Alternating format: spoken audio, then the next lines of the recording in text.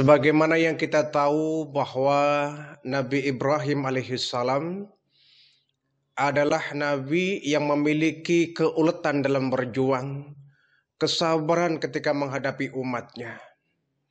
Sehingga beliau termasuk kelompok nabi dan rasul ulul azmi. Nabi dan rasul yang memiliki ketangguhan, kesabaran yang sangat luar biasa. Beliau lahir di kota namanya Babilonia. Beliau lahir dalam pemerintahan kezaliman Raja Namrud laknatullah alaih. Namrud adalah raja yang sangat zalim, raja yang sangat otoriter, bahkan dia suka menindas rakyatnya. Bahkan ketika mendengar bahwa ahli nujum atau para tukang ramal di sekeliling istananya meramalkan bahwa akan ada seorang anak laki-laki yang akan menumbangkan kekuasaannya. Ayah Nabi Ibrahim bernama Azar. Azar ini dia mempunyai satu profesi, satu pekerjaan, yaitu membuat patung-patung berhala.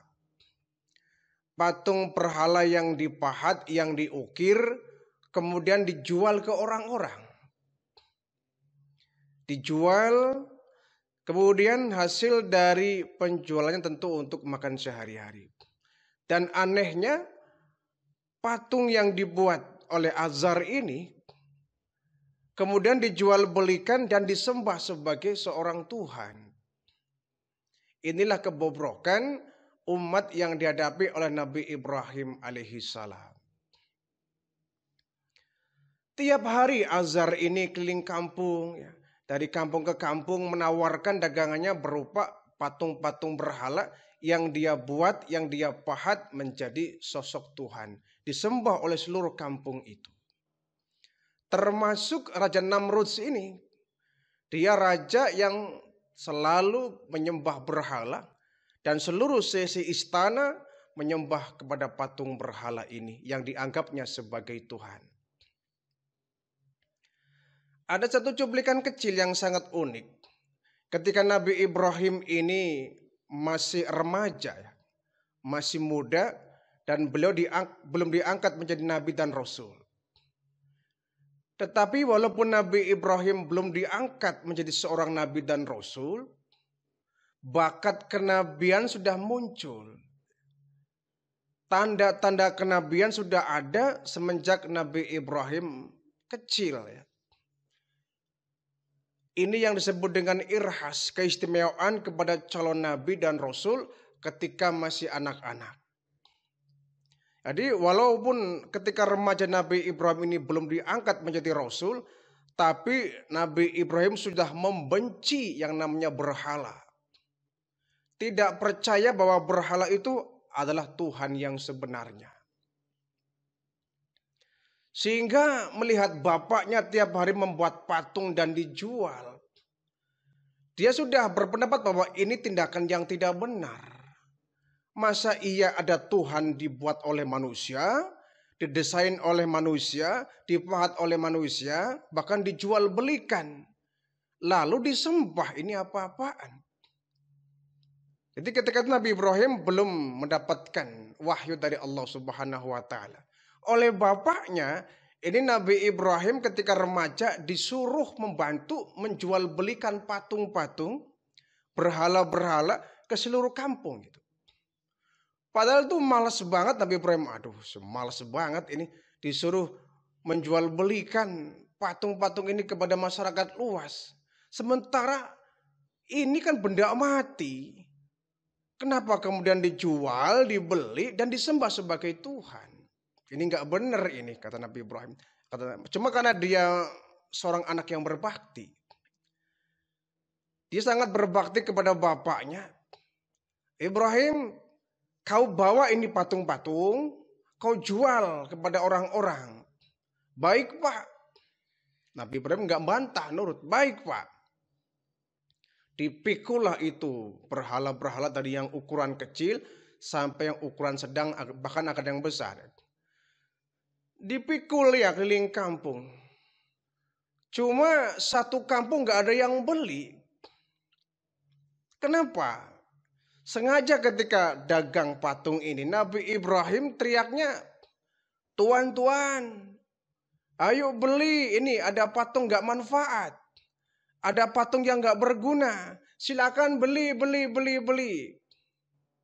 Keliling kampung, ketemu orang lagi. "Wahai tuan-tuan, mau beli apa tidak?" "Apa Ibrahim? Ini saya jual beli, ini dagangan bapak saya. Patung-patung gak berguna, patung-patung gak ada manfaatnya, patung-patung terkutuk. Silakan mau beli siapa?" Ya hampir satu kampung gak ada yang beli, ngomongnya begitu. Berangkat pagi pulang sore sampai di rumah kembali, tidak ada satu patung pun yang terjual. Bapaknya heran, "Ibrahim, kau masih utuh? Kau berangkat dari pagi sampai pulang sore seperti ini, kenapa tidak ada satu patung pun kau jual? Kenapa?" "Ya saya nggak tahu, Pak. Saya nggak tahu orang-orang kok nggak mau beli. Memangnya kamu teriak-teriak apa tidak?" "Ya saya teriak-teriak, Pak. Siapa yang mau beli ini patung nggak berguna? Siapa mau beli patung nggak bermanfaat?" "Nggak ada yang beli, Pak." Bapaknya, "Aduh, lah ya bagaimana nggak ada yang mau beli? Emang kenapa? Kamu salah bilang. Yang kamu teriakan salah. Harusnya siapa mau beli nih patung manfaat, patung berguna, Tuhan-Tuhan kita, siapa mau beli? Harusnya begitu. Jadi saya salah ngomong, Pak." "Ya salah kamu. Ya bagaimana ada yang mau beli? Kamu ngomongnya begitu." Dalam hati, ya memang sengaja ya. Dalam hati memang sengaja supaya nggak ada yang beli. Tiap hari itu. Singkat cerita, ketika usia beliau sudah dewasa, diangkatlah Nabi Ibrahim ini menjadi seorang nabi dan seorang rasul. Mendapatkan wahyu dari Allah, mendapatkan mandat dan perintah dari Allah untuk menyampaikan risalah tauhid agamanya Allah Subhanahu wa taala. "Ibrahim, kau sampaikan kepada kaummu, kaum Babilonia, untuk meninggalkan berhala-berhala yang mereka sembah. Sembahlah Allah Rabbul Alamin, Tuhan seluruh alam ini." Sampaikan Ibrahim bahwa patung-patung yang mereka sembah itu benda mati, bukan Tuhan mereka yang sebenarnya. Perkenalkan kepada mereka bahwa Tuhan seru sekalian alam adalah Allah Subhanahu wa taala. Ini wahyu yang diberikan Allah kepada Nabi Ibrahim alaihi salam. Akhirnya ketika sudah diangkat menjadi nabi dan rasul, Nabi Ibrahim pun melaksanakan tugas dari Allah, yakni berdakwah. Sementara Nabi Ibrahim sudah menyaksikan betapa rusaknya nih kaum Babilonia. Mereka sudah bertahun-tahun dari generasi ke generasi turun-temurun mereka menyembah berhala. Tentu ini menjadi satu tantangan yang berat karena sudah menjadi keyakinan yang sangat kuat berakar menancap dalam keyakinan mereka. Tapi yang namanya dakwah jalan terus. Mereka mendengarkan atau tidak, yang penting sudah aku laksanakan kewajiban berdakwah ini. Nah, dakwah yang pertama tentu beliau mengingatkan orang terdekat dulu, yakni orang tua sendiri, Azar. Satu hari Nabi Ibrahim mengajak untuk dialog bapaknya ini, diajak berbincang-bincang, berajak untuk berpikir, diajak untuk berdialog, berbincang-bincang, berdiskusi tentang ketuhanan. "Bapak, saya mau nanya," kata Nabi Ibrahim. "Kau nanya apa?" "Iya nih, ini kaum kita, masyarakat kita, kok nyembahnya kok patung ya, kok berhala ya?" "Emangnya kenapa?" "Iya, ini kan benda, Pak, nggak bisa bicara, nggak bisa mendengar. Kenapa mereka menyembah itu?" Bapaknya bilang, "Ya, karena itu merupakan penyembahan nenek moyang kita dulu. Orang tua kita dahulu menyembahnya itu. Maka kita sebagai generasi muda Generasi penerus harus menghormati apa yang disembah oleh nenek moyang kita. Mereka menyembah berhala, kita harus mengikuti kebiasaan mereka menyembah patung berhala ini. Coba, menurut Bapak ini kata Nabi Ibrahim, menurut Bapak, andaikan orang tua kita terdahulu adalah sesat, yang mereka sembah adalah sesuatu yang salah, mereka sesat, apakah kita kemudian mengikuti mereka? Apakah mereka kemudian salah, kita ikut salah?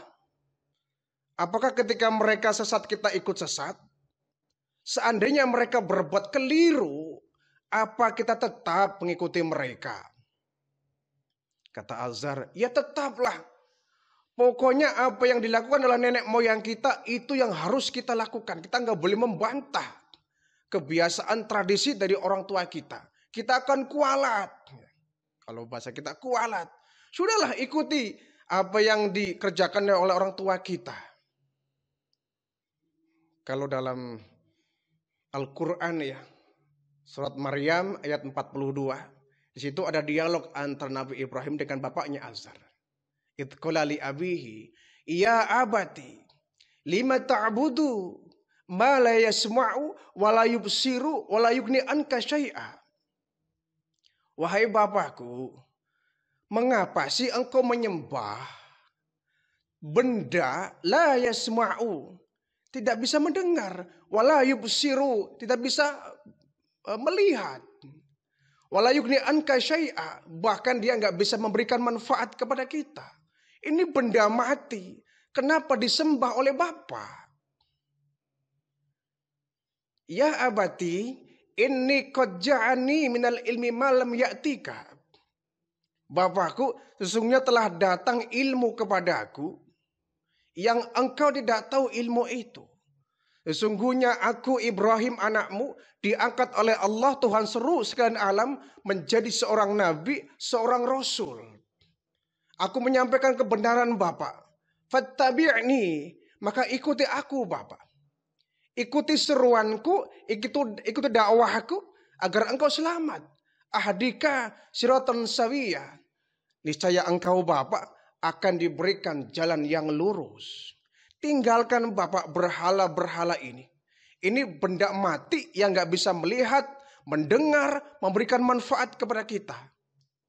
Coba Bapak berpikir, kalau benda ini yang Bapak anggap sebagai Tuhan, dibaringkan, coba bisa gak berdiri sendiri?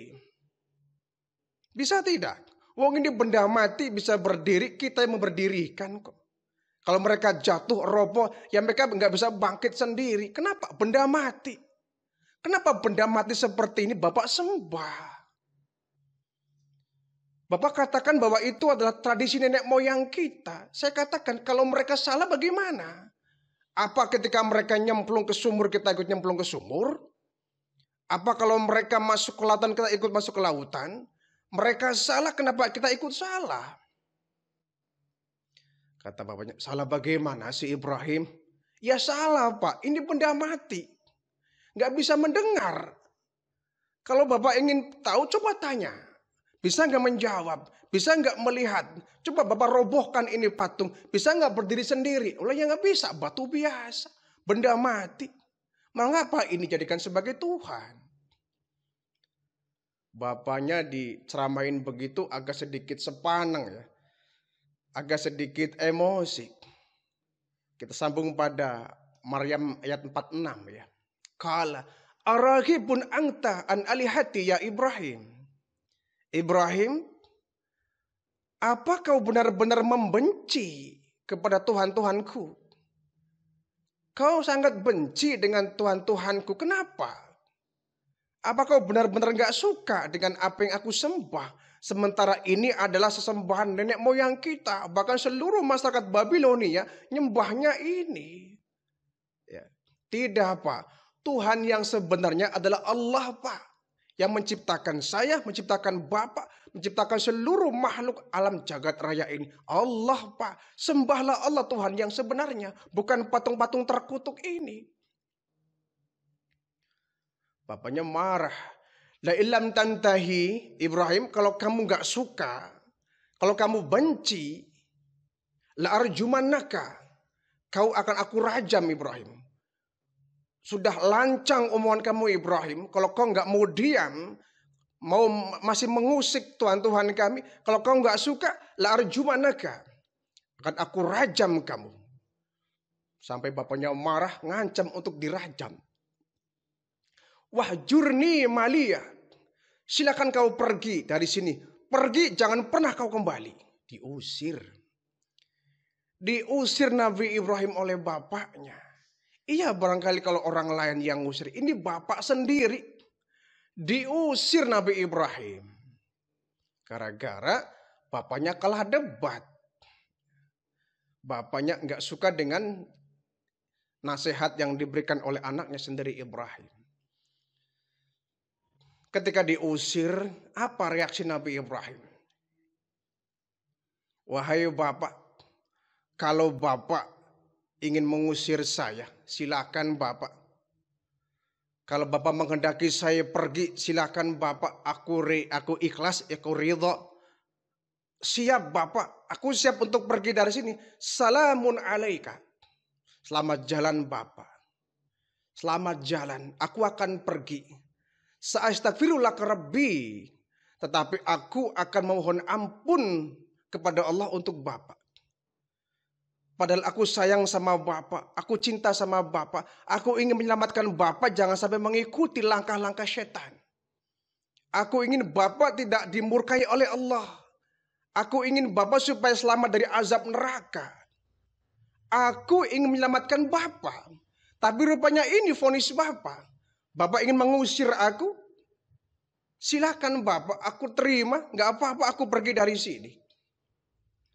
Pergi kau Ibrahim, jangan pernah kau kembali untuk selamanya. Diusir Nabi Ibrahim itu. Jadi itu tantangan dakwah ya, risiko dakwah. Nabi Ibrahim pergi dari rumah. Dia merasa sudah gagal mendakwai bapaknya sendiri Azar. Pergi Nabi Ibrahim. Tapi sebagai anak yang berbakti, dia tetap memohon, ya Allah ampuni dosa bapakku. Nabi Ibrahim pergi. Tetapi Nabi Ibrahim tidak putus asa. Bapaknya menolak dakwahnya. Barangkali orang-orang ada yang mau dakwahku. Jadi satu hari Nabi Ibrahim pergi. Dan menemukan ada satu tempat. Tempat yang sangat luas. Di situ banyak orang berkerumun. Banyak orang berkerumun. Mereka sedang menyembah. Sedang melakukan peribadatan. Yang menyembah kepada berhala-berhala yang mereka pajang di sepanjang jalan itu. Banyak orang itu. Ini kesempatan ini saya ingin dakwah kepada mereka. Ditunggu 1 menit, 2 menit, 3 menit, 1 jam. Ketika mereka selesai menyembah, Nabi Ibrahim pidato. Tuan-tuan, jangan pulang dulu. Ada apa Ibrahim? Saya ingin menyampaikan berita buat kalian. Berita apa? Berita penting. Saya ingin tanya ini. Al-Anbiya ya, ayat 52. Saya ingin nanya kepada kalian, ma hadhihi tamasulati antum laha akifun. Tuan-tuan, apakah patung-patung berhala ini yang kalian semua sembah? Kenapa kalian menyembah kepada benda yang tidak mampu melihat, mendengar, tidak mampu memberikan manfaat dan perlindungan? Tidak akan bisa memberikan rizki kepada kalian. Ini benda mati loh. Yang tiap hari kalian sembah ini benda mati. Patung biasa, batu biasa yang gak akan mampu memberikan manfaat. Minta apapun kalian gak akan pernah bisa mendengar. Kalau gak bisa mendengar, bagaimana mungkin akan mengabulkan apa yang tuan-tuan minta? Kenapa menyembah semua itu? Kata Nabi Ibrahim. Kaumnya menjawab. Wajadna aba'ana laha abidin. Ibrahim, ini sudah menjadi tradisi kebiasaan nenek moyang kita dulu. Mereka semua nyembah patung ini, ya kami nyembah inilah. Kita sebagai anak muda, orang-orang generasi penerus yang berikutnya harus melestarikan budaya nenek moyang kita. Dahulu mereka juga nyembahnya ini Ibrahim. Nyembahnya ini. Lalu kalian mau nyembah apa? Sembahlah Allah, tuan-tuan. Allah lah yang menciptakan kalian, menciptakan seluruh alam ini. Sementara patung-patung laknat ini yang kalian sembah sebagai Tuhan, ini makhluk mati yang gak bisa berbuat apa-apa. Laqad kuntum antum wa aba'ukum fi dhalalim mubin. Kalian tahu nggak bahwa orang tua kalian dan kalian semua adalah fi dhalalim mubin, sesat semua. Orang tua kalian sesat, kok kalian mau ikut sesat? Mereka salah, kenapa kalian pun ikut salah? Mereka nyembah berhala, kok kamu ikut nyembah berhala? Mereka nggak ngerti, kamu ikut nggak ngerti. Kenapa? Kamu sudah hidup di zaman yang maju sekarang ini. Kenapa harus kembali ke zaman dahulu? Menyembah berhala yang nyata-nyata nggak bisa memberikan manfaat kepada kalian. Kenapa? Pokoknya kalau kalian nggak mau meninggalkan berhala-berhala ini, ingat satu saat nanti akan saya sikat dan saya akan hancurkan semua. Ini ancaman Nabi Ibrahim ya. Memang kalau yang namanya dakwah itu ada kalanya lembut ya. Ketika mengajak orang untuk ibadah ya lembut. Tapi ketika menghadapi kemungkaran, kemaksiatan harus tegas. Kalau kalian nggak mau meninggalkan Tuhan-Tuhan ini, patung-patung laknat ini, ingat satu saat nanti akan saya hancurkan semuanya. Dan ternyata bukan cuma isapan jempol ya, bukan hanya ancaman semata, dibuktikan oleh Nabi Ibrahim ancaman itu. Satu pagi ketika Raja Namrus laknatullah alaih ini akan melaksanakan kegiatan berburu ya. Nabi Ibrahim mengajak tentaranya bahkan rakyatnya sebagai hari pesta, hari berburu. Rakyatnya diajak untuk berburu di hutan, rame-rame di hutan. Di satu pagi ini Raja Namrus ini bersama tentaranya dan seluruh rakyatnya Babilonia semua diajak untuk pergi ke hutan berburu. Sehingga kampung itu sepi sekali. Sepi sekali. Nabi Ibrahim ini kesempatan ini. Kesempatan lagi pada nggak ada orang ini. Dia masuk ke istana Raja Namrud. Sambil membawa peralatan lengkap ya. Ada mungkin kalau kita mah linggis ya. Bawa linggis, bawa kampak. Dan lain sebagainya. Masuk ke istana Namrud, dia nyari-nyari mana nih ruangan yang dipakai untuk ibadah ini. Dicari di setiap lorong-lorong istana ya. Akhirnya ketemu ada satu ruangan besar. Di situ banyak sekali berhala-berhala berdiri tegak. Dari berhala yang kecil-kecil sampai berhala yang paling gede, yang paling besar. Kata Ibrahim, ini nih. Ini biang keladinya ini. Kamu nih sudah menyesatkan banyak orang. Kamu harus saya hancurkan. Oh, kampak Nabi Ibrahim. Seluruh patung-patung berhala-berhala yang kecil itu dikampakin semua. Habis berantakan itu. Dipenggal. Jatuh bergelimpangan itu. Berantakan saja itu. Nah kecuali patung yang paling besar. Patung yang paling besar itu enggak dikampakin karena memang ukurannya besar juga, agak sulit menghancurkannya. Ini patung yang besar ini, ya bagaimana saya hancurkan? Dia lebih tinggi dari saya.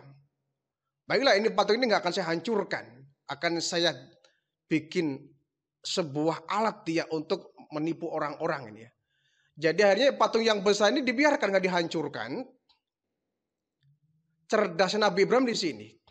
Ini patung akan saya jadikan sebagai alat untuk mendebat mereka. Jadi kampak yang dibawa Nabi Ibrahim itu nggak dibawa pulang. Tapi digantungkan di leher patung yang paling besar itu.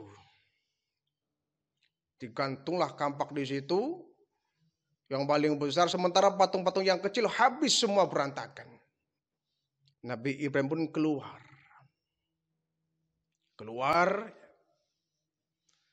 Beberapa jam kemudian Namrud ini dia pulang dari berburu bersama tentara dan seluruh rakyat-rakyatnya itu. Pulang dia sampai di istana. Langsung mereka ingin ibadah ya. Ingin menyembah berhala tuhan-tuhan mereka. Sehingga Namrus pun dengan beberapa ahli kerajaan, ya, keluarganya pun masuk ke tempat ruangan di mana di situ ada berhala-berhala. Begitu Namrus masuk, kaget, terkejut luar biasa. Melihat Tuhannya berantakan. Waduh, ini kerjaan siapa ini? Kok bisa bergelimpangan begini? Ini ada penjahat masuk ke sini nih. Siapa ini? Kurang ajar sekali dia. Kok berani menghancurkan Tuhan-Tuhan kita ini? Marah itu Namrud. Tentaraku, cari tahu nih siapa yang berbuat seperti ini. Cari orang yang telah berani menghancurkan Tuhan-Tuhan kita. Cari sampai dapat. Baik tuanku, wah, tentara pun disebar itu. Disebar tentara, ya. Mereka bergerilya dari kampung-kampung mencari tahu siapa pelaku biang keladi yang telah menghancurkan Tuhan-Tuhan ini. Ada yang ke barat, ada yang ke timur, ada yang ke selatan, semua penjuru. Akhirnya dicari-cari ketemu juga Nabi Ibrahim. Ketemu, kenapa ada yang mata-matai rupanya. Tuhan, iya. Saya benar dengar berita, iya. Waktu Raja Namrus dan tentaranya keluar berburu, iya. Ada anak muda namanya Ibrahim masuk ke istana Tuhan, barangkali dia. Oh begitu, iya. Mana rumahnya? Di sana Tuhan. Digerebek rumah Nabi Ibrahim, ditangkaplah Nabi Ibrahim. Ditangkap, diseret, langsung disidang di depan Tuan Raja. Tuan Raja, ini nih biang keroknya Tuan Raja. Ini manusia yang telah menghancurkan Tuhan-Tuhan kita. Kira-kira ini enaknya kita berikan hukuman apa ini? Dibawa Nabi Ibrahim di tengah-tengah persidangan. Namrud dengan mata yang merah penuh dengan emosi. Hai Ibrahim, a'anta fa'alta hadza bi alihatina ya Ibrahim. Ibrahim, apakah benar kau yang telah menghancurkan Tuhan-Tuhan kami, berhala-berhala kami? Aku dengar berita ketika kami sedang pergi berburu, kau masuk ke istana saya. Udah, kamu ngaku saja, kamu kan yang menghancurkan Tuhan-Tuhan kami. Kata Nabi Ibrahim, siapa bilang? Siapa yang mengatakan itu? Buktinya mana? Saya anak yang nuduh, nggak boleh begitu. Saya nggak bisa mengakui kesalahan saya kalau nggak ada bukti. Ya ini buktinya nih, Tuhan-Tuhan saya bergelimpangan berantakan begini. Kau pasti yang telah menghancurkan Ibrahim, kata Namrud. Kata Ibrahim, bal fa'aluhu kabiruhum hadza. Yang menghancurkan Tuhan ini adalah Tuhan yang paling gede ini. Ini cerdas Nabi Ibrahim ya. Bohong tapi nggak ngeles. Tuhan Namrud yang telah menghancurkan Tuhan ini adalah Tuhan yang paling gede ini. Jadi gedenya nunjuk ke patung yang paling besar, ininya nunjuk ke sendirinya. Jadi nggak bohong Nabi Ibrahim. Yang menghancurkan perbuatan yang sudah tercela ini Tuhan-Tuhan yang kecil ini hancur berantakan adalah perbuatan patung yang paling gede ini. Jadi gedenya nunjuk ke patung, ininya nunjuk ke dirinya. Kata Namrud, wah kamu nih gila Ibrahim. Ngaco kamu Ibrahim. Ngaco bagaimana Tuhan? Masa patung-patung kecil ini dihancurin oleh patung yang besar ini? Nggak mungkin. Ya mungkin bagaimana? Ya nggak mungkin lah dia bisa bergerak. Bisa berjalan. Nggak mungkin. Jadi nggak bisa bergerak. Nggak bisa bergerak. Mendengar bisa nggak? Mendengar juga nggak bisa. Melihat? Ya melihat juga nggak bisa. Oh gitu. Jadi Tuhan yang Tuhan sembah itu nggak bisa bergerak, nggak bisa melihat, nggak bisa mendengar. Iyalah. Lah, kalau Tuhan yang Tuhan sembah nggak bisa melihat, nggak bisa mendengar, nggak bisa bergerak, kenapa Tuhan sembah? Namrud itu sedikit termenung dia. Ucapan Ibrahim ada benarnya ya. Kenapa kita menyembah Tuhan yang nggak bisa melihat, nggak bisa mendengar, nggak bisa bergerak? Cuma karena Namrud ini sudah kelewat emosi dan dia juga seorang raja ya. Gengsi kalau kemudian dia kalah debat. Akhirnya walaupun Nabi Ibrahim ini mengucapkan sesuatu yang benar dan Namrud sempat itu hampir saja hidayah sampai kepada Raja Namrud. Hampir saja ucapan Nabi Ibrahim itu dipercaya oleh Raja Namrud. Iya ya, kenapa kita menyembah Tuhan yang gak bisa bergerak, Tuhan yang gak bisa mendengar, melihat? Tetapi karena setan terlalu kuat menutupi mata dan pendengaran Raja Namrud, Namrud pun akhirnya tetap saja gak mau menerima dakwah dari Nabi Ibrahim alaihissalam. Dia terpancing emosi, dia juga gengsi di hadapan tentara dan rakyatnya. Gengsi kalau kemudian Raja Namrud mengikuti ajakan Nabi Ibrahim. Hanya dia marah, Ibrahim, kau harus saya hukum. Silakan Tuhan, kalau memang itu kehendak Tuhan, insya Allah Tuhan akan bersama saya. Akhirnya udah bakar saja Ibrahim. Tadinya ada yang usul, Tuan Raja, Ibrahim bagaimana kalau kita cincang saja badannya, kemudian dagingnya kita buang ke hutan supaya dimakan oleh binatang buas di sana. Ada pula yang berpendapat, wahai Tuan Raja, kita masukin ke air panas aja nih Ibrahim, biar hancur kulitnya. Ada juga yang berpendapat, Tuan Raja, udah Ibrahim, kita kuliti aja itu badannya biar dia merasakan pedihnya. Sehingga untuk menjadi sebuah pelajaran orang-orang yang lain. Kata Namrud, tidak, aku punya cara sendiri. Aku punya ide sendiri. Apa Tuan Raja? Ibrahim kita bakar saja. Kita bakar saja. Oh baik. Kata tentaranya, kalau itu ide Tuan, baik akan kami laksanakan. Tentaraku, kumpulkan kayu-kayu bakar yang banyak. Baik Tuan Raja. Kemudian seluruh tentaranya itu mencari kayu bakar. Kayu bakar dikumpulin sampai banyak menggunung ya. Tumpukan besar itu. Sudah kumpul banyak si kayu bakar itu. Disiram pakai minyak dan dibakar. Tidak menunggu lama itu api langsung berkobar besar, panas luar biasa. Nabi Ibrahim diikat tangannya, diikat kakinya. Akhirnya Nabi Ibrahim ini orang-orang pada nyangka Ibrahim, kamu sih macam-macam sama Raja Namrud dilawan. Ini akibatnya Ibrahim. Ada yang pula yang kasihan. Aduh kasihan Ibrahim ya. Hari ini hari terakhirnya dia mau dibakar. Ada pula yang kasihan. Sementara ini tentara Namrud bingung. Ini Ibrahim cara ngebakarnya bagaimana?